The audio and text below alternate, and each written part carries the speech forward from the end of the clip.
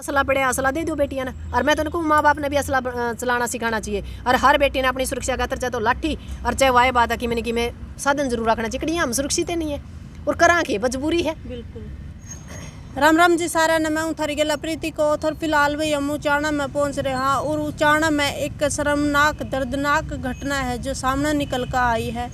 एक रक्षक ही भक्षक बन जावे। एक गुरु ही जब शिष्य का यौन शोषण करने लग जाए तो उसके मामले में आप क्या कहोगे, तो क्या सोच सको आप उस बारे में। तो डॉक्टर सिक्किम है जो हमारे साथ मौजूद है, तो डॉक्टर सिक्किम तो बात कराएंगे। राम राम जी। राम राम जी।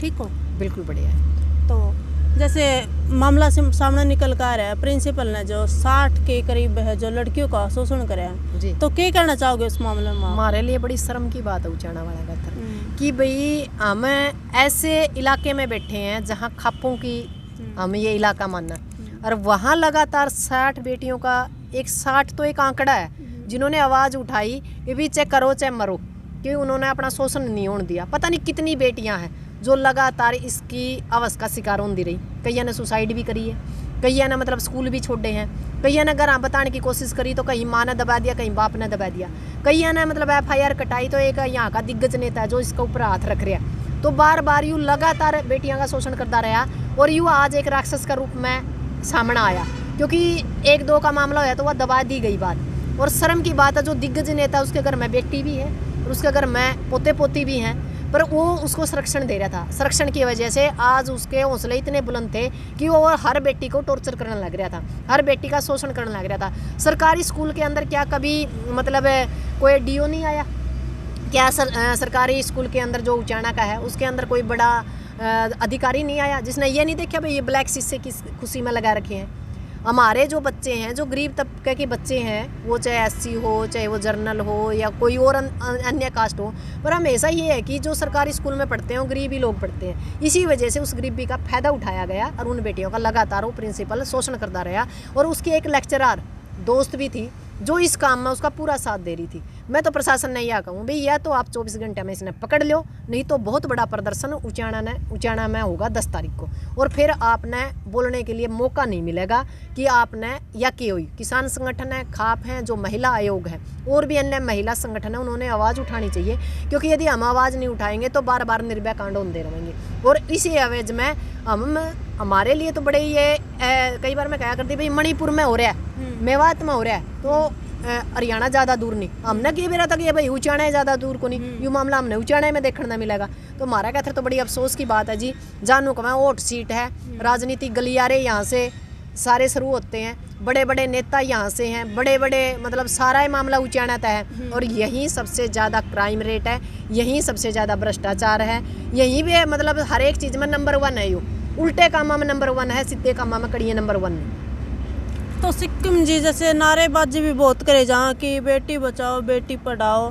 देखो उसी शिक्षा का मंदिर में जहाँ पे बेटियां ने पढ़ाया जाए तो माँ बाप फिर कैसे भेज सका जब इतनी दरिंदगी जो बच्चियों के साथ में होती है। या वह सरकार है भाई रेंडा की सरकार और झूठिया की बहुत सारा है ना। तो इनका रोटी ना इनका बेटी, रोटी ये महंग का खाया करते, जो कटोरा इनका हाथ में था वो कटोरा हमारा हाथ में दे दिया। रहेगी बात बेटी, बेटी इनका है नहीं। तो ये दर्द ही नहीं जानते बेटी का। ये बेटी का, रोटी का और गंगा का और गाय का नाम लेकर आए थे। इनकी सबसे ज़्यादा बिरयान माटी रेरे माटी जो हुई है तो इस सरकार के अंदर हुई है। और सबसे ज़्यादा यदि बिरयान माटी है तो वह बेटियां की है, गौवां की है।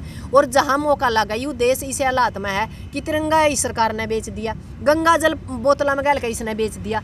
अब और क्या करना बाकी रह गया? घोषित इमरजेंसी है इस देश के अंदर और बेटियां कहीं भी सुरक्षित नहीं। बात मणिपुर की हो, बात मेवात की हो और बात चाहे उचाणा की हो। जब हमारी एक अंतर्राष्ट्रीय लेवल की बेटियाँ खिलाड़ी सुरक्षित नहीं तो हम कहाँ अपने आप को पाते हैं। मैं पहले भी कहती थी अपनी सुरक्षा खुद करनी पड़ेगी। बेटियों को इतनी सुरक्षित करो आप, बेटियों को ना गुड़ियों से खेलना ना मत सिखाइए। बेटियों को सर्वसंपन्न आपने बनाना, घर का काम भी सिखाओ, पढ़ाओ भी, पर उसके साथ साथ अपन है उसको इतना मतलब बोल्ड और मजबूत बनाना पड़ेगा। यदि कोई इंसान गलत हरकत करता है तो उसका जवाब दे के वो वहीं आवे, ताकि और भी बेटियां का हौसला बढ़े। और बेटियों को मैं तो ये मानती हूँ कि डंडा चलाना सिखाओ, तलवार चलाना सिखाओ, चक्कू चलाना सिखाओ, और यदि किसी के पास पिस्तौल है नहीं, पिस्तौल भी चलाना सिखाओ। कहने का मतलब ये है कि बच्चियां ने गुड़िया के साथ में नहीं खेलना, तलवारों के साथ में खेलना। राक्षसां की सरकार है और राक्षसों से बचने के लिए, अपना आत्मसम्मान बचाने के लिए हमने अपनी सुरक्षा खुद करनी पड़ेगी। ना तो कोई प्रिंसिपल करदा, ना कोई माँ बाप 24 घंटे अपनी सुरक्षा दे सकता, ना कोई भाई दे सकता, ना कोई घराला दे सकता। हमारी सुरक्षा हमने खुद करनी है। तो उसके लिए हमने कौन सा हथियार चाहिए वो चूज करने का भी सरकार हमें लाइसेंस दे। सारी बेटियों को गन रखने का अधिकार हो, ताकि किसी पुरुष की इतनी ताकत ना हो कि उसको गंदी नज़र से देखा जा सके। मेरी तो सरकार से भी रिक्वेस्ट है कि बेटियों को आत्म सुरक्षा के लिए अपने सारे लाइसेंस यदि कोई ले सकता है, असल में तो सरकार ने फ्री में दे देने चाहिए। बतेरे गुंडे बदमाश ये फिर हैं तो उनती दे दो, कम से कम अपनी इज्जत तो बचा लेंगे। यूँ कौन सा तमाशा है कि 60 नहीं पता नहीं कितनी 60 है, कितनी बेटियों का शोषण लगातार हो रहा है, कितनी बेटियों का हर रोज़ रेप हो रहा है। और सबसे बड़ी बात यह है कि हमारे देश के अंदर जो अब सत्र था पिछला संसद, उसके अंदर 13,13,000 महिलाओं को मिसिंग बताया। उनकी धरती खागी का आसमान खा गया। सोचने की बात है सरकार कर क्या रही है। सरकार फिर नुगाया कि भाई क्या करें, बड़ा मतलब देश का डंका बज रहा है। यूँ डंका बज रहा है कि हर रोज़ बेटियां का रेप होने लग रहा है, हर रोज़ बेटियां का शोषण होने लग रहा है। यूँ डंका बज रहा है कि सरकार का बेशर्मी की हद हुआ है। इस सरकार ने बिल्कुल सारी हदें पार कर दी। और पाचा खट्टर साहब का था, बोला अगर मैं किस ने सुरक्षा दूंगा। अरे भाई तू सुरक्षा नहीं दे सकता तो तू सीट ना छोड़ दे। और यदि सीट नहीं छोड़ सकता तो ऐसा टाइम आएगा कि हो सके हमने फसलों के रूप में कहीं ना कहीं हमने वो कह रहे हैं भाई अपने आप को एक लिमिट दायरा रखा। पर बात यदि आत्मसम्मान के ऊपर आवेगी नहीं, इस सरकार ने ज़्यादा टाइम को लगेगा कुर्सी तक खींच कर सड़क तक ले आने में। और जो बहन बेटियां हैं, जो माएँ हैं, जो महिलाएं हैं, उनको दोबारा से एक बार सड़कों की सैर करनी पड़ेगी। सरकार को यूँ बताना पड़ेगा कि लक्ष्मीबाई मरी नहीं, अभी जिंदा है और हमारी सुरक्षा हम खुद कर सकें, हमारी बेटियों की सुरक्षा हम खुद कर सकें। और इस सरकार की नाक में डंडा देना पड़ेगा। जब इस सरकार का समझ में आवेगी कि किसी की बहन बेटी की तरफ यदि आंगली भी करी तो अच्छा नहीं होगा। तो क्या लगा आपने कि बड़ा गिरोह उसका है? देखो पूरा स्टाफ ने पता था, अगर कोई लड़की भी आवाज़ उठाती तो उसको दबा दिया जाता था। क्या लगा आपने कोई बड़ी हस्ती इसके पीछे उसका है? बिल्कुल है, यहाँ का एक दिग्गज नेता है, नाम आ चुका है उसका। और कोई एक मामले में नहीं, 10-12 FIR हो रही है। लड़कियां ने सुसाइड करी है, सारा समाज ने बेरा है, पीछे यूँ गोगड़ियाँ था, हर जगह था। एक बात बताओ, खुद इसका परिवार ने भी बेरा है। जब परिवार इस बंदा ने कंट्रोल नहीं कर सका है, ये तो सनकी लाओ एक किस्म का, ये तो दिमाग की मरीज लाओ जिसने मतलब नुए कौन दिख भी ये छोटी छोटी बेटियां हैं तो क्या करने लग रहा है। वो बेटियां उसके घर में भी तो बेटियां होंगी। हम तो यह कहें सरकार ऑन द सपोर्ट इस पे जल्दी से जल्दी संज्ञान ले और इसने फांसी दो। और गेले या जो इसकी दोस्त है प्रिंसिपल, इसने भी फांसी दो ताकि बेरा पड़ जाए सरकार ने। अगर भाई किसी के साथ समाज ने भी डरो। पर वही बात हमारी खापे ख़त्म कर दी। जो खापे जो एक सिस्टम था वो इन चीज़ों में बड़ा ध्यान दिया करती रही, ये चीज़ें बंद थी।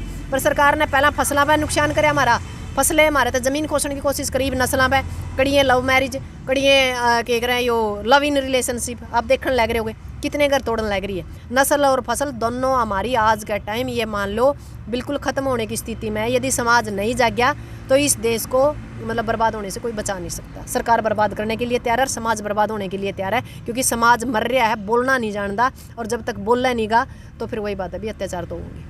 देखो बहुत सारी लड़कियां हैं जिनका शोषण होने के बाद में वो दब जावे हैं समाज की शर्म के मारे। तो क्या लगा आपने दबना चाहिए या फिर आवाज उठानी चाहिए? बिल्कुल नहीं दबना चाहिए, समाज के सामने आवाज उठानी चाहिए। एक बात बताओ, उसने शोषण खुद थोड़ा ही करवाया है, सामने वाला ने शोषण कराया। हम तो उस बेटी को धन्यवाद देवांगे जिन बेटियां ने मतलब इतना बड़ा स्टेप लिया कि राज्यपाल, राष्ट्रपति और यहाँ तक भी महिला आयोग को भी लेटर लिखा। आदमी लास्ट स्टेप पर जब जावे, जब तरले सारे स्टेप खत्म हो जाए, क्योंकि वहाँ उनकी सुनाई नहीं हुई। लास्ट में जड़ा नहीं सुनाई हुई तो ऊपर तक संज्ञान लिया गया। और जो ऊपर तक संज्ञान नहीं लिया जावे यह चीज़ फिर दबा दी जावे। क्योंकि एक अल्लाह जो हमारा दिग्गज बैठा है उसकी बड़ी वो है, वो बार बार कहा करा बोला उचाना में तो बोला विकास हो रहा है, ये हो रहा है उचाना में विकास कि सेट लड़कियों को सरेआम बेइज्जत करा जा रहा है। और वह एक बयान नहीं आया। शर्म की बात है, जो इस इलाके के बड़े बड़े लोग हैं ना, जो उनको हम दिग्गज नेता हैं, उनका एक बयान नहीं आ रहा। तो हम इसने क्या सोचा कि मैं हैं क्यों हैं या मैं शामिल हो रहे हैं कि तो यूँ विकास है जी उचाना का। तो महिला आयोग अध्यक्ष रेणु भाटिया ने भी बोला है कि 24 घंटे के अंदर जो इसकी गिरफ्तारी हो जानी चाहिए, लेकिन अभी तक है जो इसकी गिरफ्तारी नहीं हो रही। इसका क्या कारण है? उसका बड़ा रेणु भाटिया भी उसी प्रशासन की कठपुतली है और उसी प्रशासन की कठपुतली यू शासन है। शासन और प्रशासन मिला हुआ है, मतलब मिली भगत है सभी की मिली भगत है। वह रेणु भाटिया के एक रहेगी, वह बेचारी बयाने देश का है, पकड़ के तो नहीं ले सकती, पकड़ के तो प्रशासन ने लेना है। और प्रशासन के ऊपर वो दिग्गज नेता लठले बैठा है। तो भाई देखो बहन बेटियां जो कहीं भी सुरक्षित नहीं है। विद्या का मंदिर देखो, खेल का